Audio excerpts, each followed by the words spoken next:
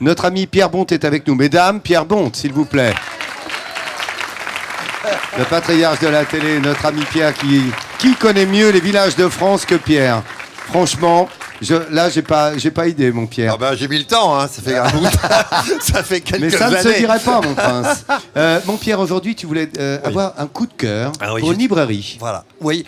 Pour des Dinanais qui se sont mobilisés pour sauver leur librairie. Parce que en France, les librairies sont aussi des monuments en péril. Hein. Il n'y a pas que des châteaux. Les librairies indépendantes ont beaucoup de mal à résister face à la concurrence d'Internet et puis plein d'autres raisons. Et à Dinan, en particulier, la librairie Le Grenier, qui est située en plein centre-ville, juste en face de la mairie, a failli fermer en 2010 parce que son créateur, Fanch Merdrignac, ne trouvait pas de repreneur, à part des marchands de fringues, bien sûr, qui étaient prêts à racheter. Alors il a eu une idée folle, on peut le dire. Il a proposé à ses clients les plus fidèles de racheter la librairie en acquérant des actions de 2000 € chacune.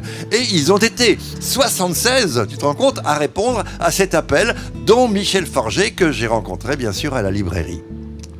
Ça représente 200 000 € pour amener au capital et qui a permis de trouver un repreneur pour cette librairie qui a apporté lui-même son capital et qui permet à cette librairie de demeurer une librairie indépendante, ce à quoi on tient beaucoup.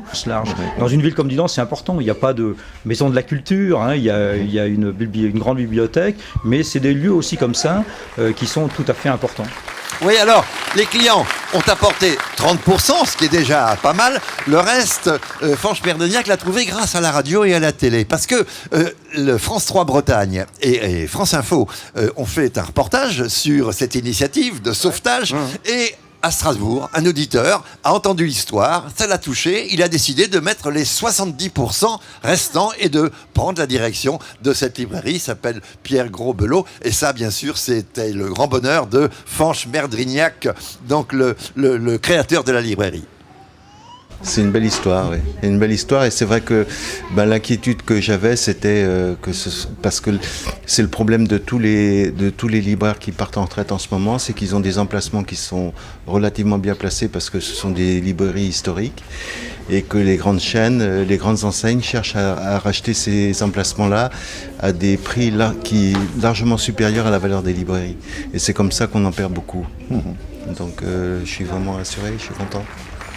Je tiens à préciser que non seulement la librairie a été sauvée, mais elle est en train de doubler de surface en aménageant un étage supplémentaire. Donc c'est une belle histoire. Et les actionnaires n'ont pas perdu au change. Ils touchent chaque année 5% de dividendes sous forme de bons d'achat de livres à la librairie. Quelle bonne idée, mal, hein? Ah mais alors là, mon Pierre, écoute, ça c'est un coup de cœur qui est formidable. Si on pouvait avoir des initiatives comme ça en France plus fréquemment, on maintiendrait une culture, un patrimoine culturel. Il y en a encore, heureusement. Et oui. Tu viens de nous le prouver. Et on est là pour en parler. Voilà. Bravo Pierre, félicitations. Et félicitations à notre ami. Alors je voudrais remettre justement un talent parce que là ça mérite.